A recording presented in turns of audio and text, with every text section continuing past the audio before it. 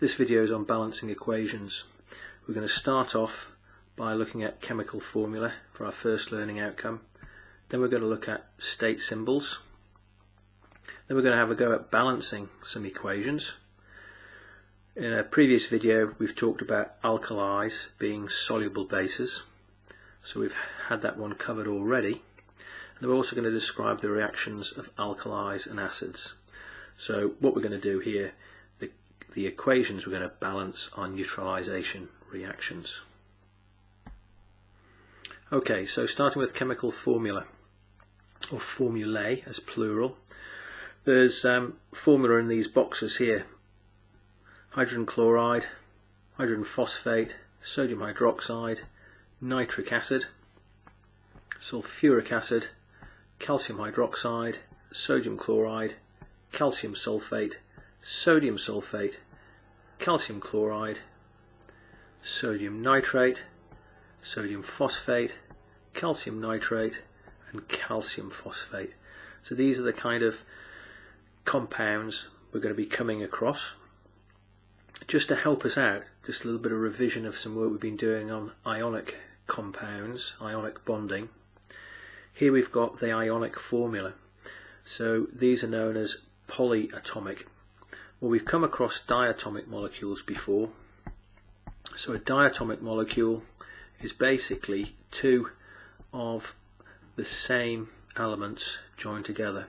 So we might be talking about hydrogen, or we might be talking about chlorine or iodine. So they're diatomic molecules.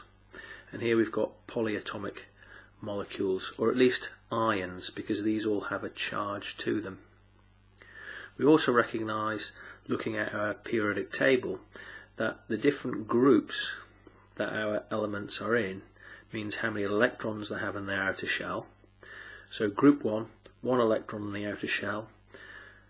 Metals in this group tend to lose that one outer electron and therefore become positive. So it's no longer referred to as an atom or as an element, it's now referred to as an ion. So that's a sodium ion. Here we've got a magnesium ion. Here we have an aluminium ion. So if we look at a couple of examples, this sodium ion exists as a sodium atom in this compound. The Na plus is balanced, that charge is balanced by the OH minus. So those charges balance, and that gives us a nice strong ionic bond. We could look at calcium chloride. Well, calcium is a group 2 metal, so calcium Ca2+, and here it's bonded to two chlorine atoms. So the chlorine ion is here, it's in group 7, so this tends to gain one electron, and the calcium is going to give up those electrons to the chlorine. So if chlorine is a negative charge, our ion has a negative charge, we need two of those in order to combine with our calcium. So there you've got calcium chloride. So that's just a little bit of revision as to why we have these numbers where we do. Here's another one, sodium sulfate. So Na plus, we must have two of those in order to balance our sulfate, SO4, 2 minus. So they're nicely balanced. With practice you will be able to remember the names of these different compounds. So now we're looking at the learning outcome on state symbols. So we know that there are three states of matter. So here we're talking about the physical properties of materials. So whatever the material is, whatever the compound is, we can have it existing either in a solid state, a liquid state, or a gaseous state. So we know that water can change its state, solid, liquid and gas, and we'd have that state symbol just written like so. next to the molecule. The other symbol we see in chemical equations is AQ. And again, we've covered this before. So AQ basically describes to us that the molecule hydrogen sulfate, or sulfuric acid, is dissolved in water. So we're now going to think about chemical reactions. And here we have sodium hydroxide, and if it had its symbol in, that would be aqueous. We've got hydrochloric acid, HCl, which should be aqueous. Sodium chloride, well, that's a soluble salt that dissolves in water, so that would be aqueous. And then we've got water itself, so that would be existing as a liquid. So they're the state symbols, but they're not written on this equation. So just a reminder from key stage 3, what we have on the left hand side are our reactants. These are our raw materials, and if we can get those raw materials to react, then we end up with some products. And that's what's so special about chemistry. You start off with perhaps 1, 2 materials over here, and you end up with something new over here, maybe 2 or 3 new materials. And of course our chemists are particularly interested in what these materials are, because they'll have a particular property or particular use. So in chemical reactions, we go from our reactants to our products. So now we need to consider a very important scientific law known as the conservation of mass. Again, you've encountered this at key stage 3. And what that told us was the total number of atoms is the same before and after a reaction. So nothing just disappears into thin air. We're talking about chemistry here, not magic. So the number of atoms on this side, and the types of atoms that they are too, are the same as the number of atoms on the right hand side. So this is what we mean when we're talking about balancing our equations. It's important that we recognise that the atoms on this side are the same as the atoms on this side, and that's the case in this example here.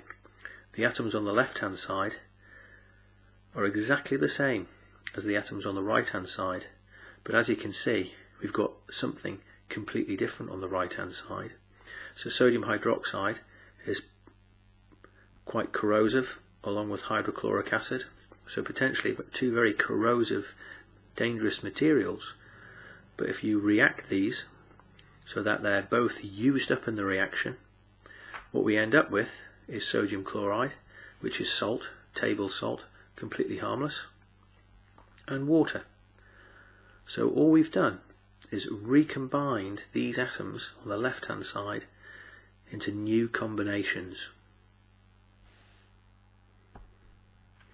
Okay, so if we're working with the equations, we're obviously looking at chemical formula, and chemical formula are made up of these symbols.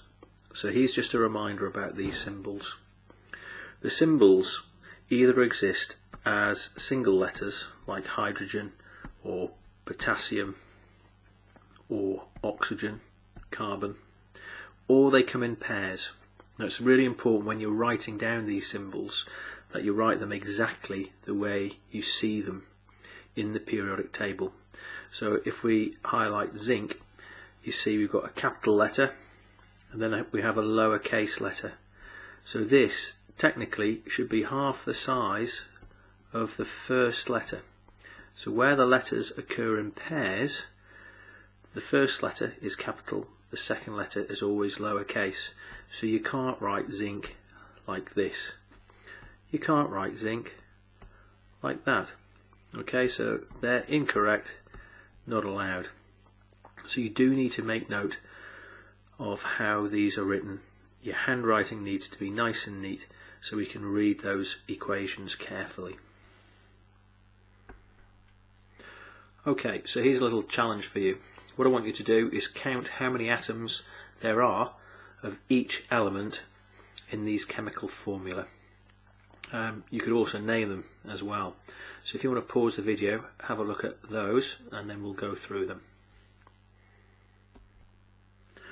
If we begin by looking at magnesium oxide, here we can see that magnesium oxide is made up of two elements. We've got magnesium and oxygen, MgO, and what we have here is one atom of magnesium combined with, bonded to, one atom of oxygen. So two elements and one atom of each element. Next we've got potassium oxide. So capital K for potassium, capital O for oxygen, and here we've got a number 2. Now that number 2 is sitting next to the potassium. So what that is telling us is that there are 2 potassium atoms. So there are 2 potassium atoms for every oxygen atom.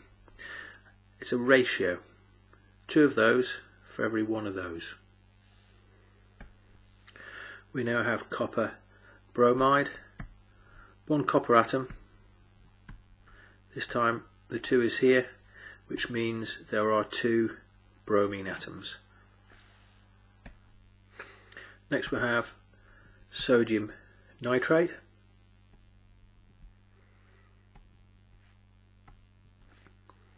So here we can see, again having our periodic table beside us, that we're not talking about nitrogen here because we've got the A tagged on the side.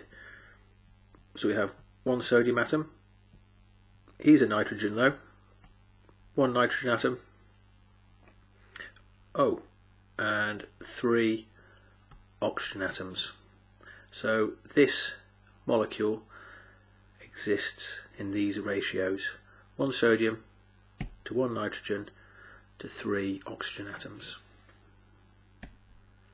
So next we have 1 atom of iron, 1 atom of sulfur, 1 atom of iron, 1 atom of sulfur, 4 atoms of oxygen, 1 atom of calcium, 1 of carbon, and 3 of oxygen.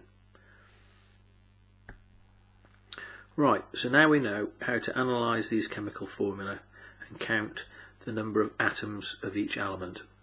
So here we've got a neutralisation reaction. An alkali plus the acid makes a salt and water. What I want you to do is to count the atoms on either side of that equation and tell me if it's balanced or not. Well, I'm going to start with sodium. I can see I've got 1 here and 1 here. Now I'm going to do oxygen, just working my way from left to right. 1 oxygen here, 1 oxygen here. So far things are balancing quite nicely. Will it continue though? I've got 1 hydrogen here, 1 hydrogen here, 2 hydrogens in total. How many hydrogens have I got on this side? Okay, oops, 2 hydrogens here, so that's balanced. So the last element I'm looking at is chlorine, and I've got 1 chlorine atom here and 1 chlorine atom here. So this chemical reaction is already balanced. The number of atoms of each element on the left hand side is balanced by the number on the right. We've got another chemical reaction here. Again, we've got sodium hydroxide as our alkali, but this time we're using sulfuric acid as the acid. Our salt is sodium sulfate, and of course we've got water. So no more acid or alkali in our products. What I want you to do is, of course, pause the video and see if you can balance that equation. Okay, so let's see if we've got another balanced equation. So if I start off with sodium, I can see I've got 1 sodium atom here, no more, and I've got 2 sodium atoms here. So it's clearly not balanced. So now I need to think, what do I need to do to balance this equation? Well, some people think, well, if I just put a little 2 on here, then we'll have it balanced. But you're not allowed to do that, and I'll show you why. So what I've drawn here in a different way is a little model of sodium hydroxide.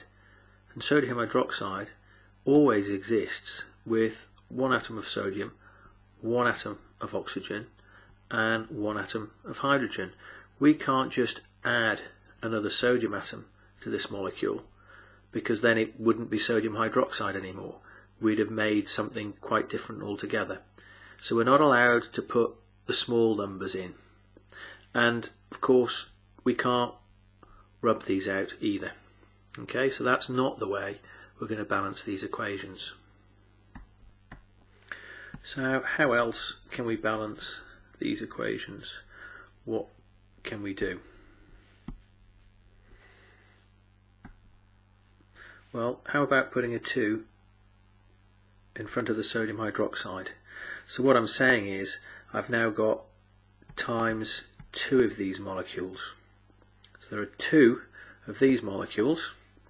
Okay, well that means I've now got 2 sodiums on this side, 2 sodiums on this side, so that's balanced. Let's keep going. Oxygen. 2 oxygens, moving along, and 4 oxygens. So that's 6 oxygens altogether. How many oxygens on this side? Well, we've got 4 oxygens here and 1 oxygen here. That's only 5 oxygens. So the oxygens aren't balanced. What do you think we could do here? Pause the video.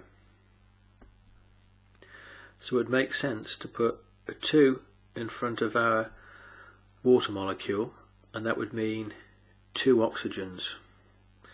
So now, in terms of our oxygens, we've got 4 plus 2, we've got 6 oxygens. So that's balanced. Of course, I've also affected the number of hydrogen atoms as well, but we're coming to that one. In fact, that's next. So, hydrogen atoms, what have we got? Well, now that we've got a 2 in front of sodium hydroxide, now that we've got 2 of these molecules, that obviously means we've got 2 hydrogen atoms here, and moving across, I've got 2 hydrogen atoms here as well. So we've got 4 hydrogen atoms on the left hand side. No hydrogen atoms in that molecule. Okay, so now what are we going to do here? 2 times 2 is 4. So that's straightforward. We're now moving to sulfur. How many sulfur atoms have we got? Clearly 1 here and 1 here. So that's balanced as well. And here we have one balanced equation.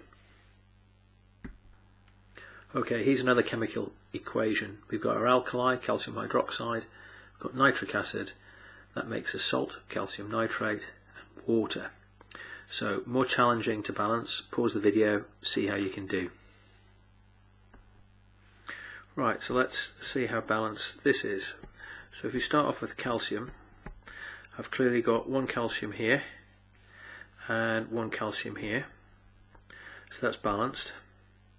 Then move to oxygen. Now this hydroxide is in brackets with a little 2 just outside, and just like an algebra, everything within the brackets is multiplied by 2. So this compound has 2 hydroxide molecules attached to it. So you've got a calcium with hydroxide attached and another hydroxide attached. So that calcium has 2 OH2s. Okay, so we know we've got 2 oxygens here plus 3 oxygens on the nitric acid. That gives us 5 oxygens here. So 3 and 2, 2 3s are 6. 6 plus 1 equals 7. Right, not balanced. So I'm going to have to do something here. What can I do? Right, well, I need more oxygens on this side, so if I was to put a 2 here, what would that mean? So now I'd have 2 oxygens plus 2 3s is 6. I've got 8 oxygens on the left hand side. That's still not helped me though. In this particular example, I need to put one of these big numbers in front of more than one chemical formula. Well, it makes sense and cause least disruption if I put the 2 here, and that way what I've got is 2 3s is 6, that remains the same, plus, well, that's just 2. 6 plus 2 equals 8. So I've got the oxygens to balance at least. I'm not too sure what that's done to the hydrogens and the nitrogens, but we certainly haven't affected calcium by placing a 2 in front of here or here. So the next element is hydrogen, and I've got obviously 2 hydrogens here.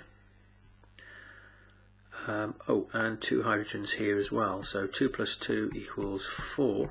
I've got no hydrogens here.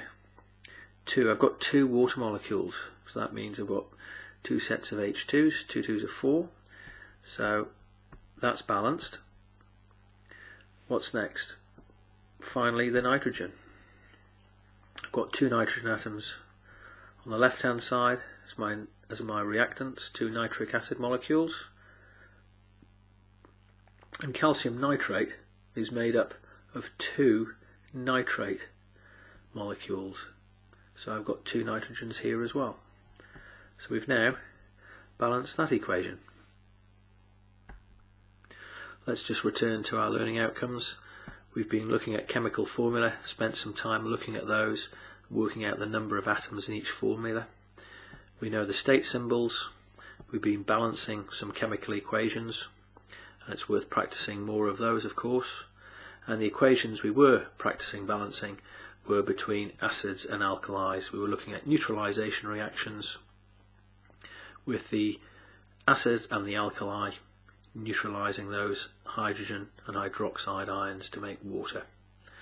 Stuff we've done before. And we can recall that alkalis are soluble bases. So that's that one done.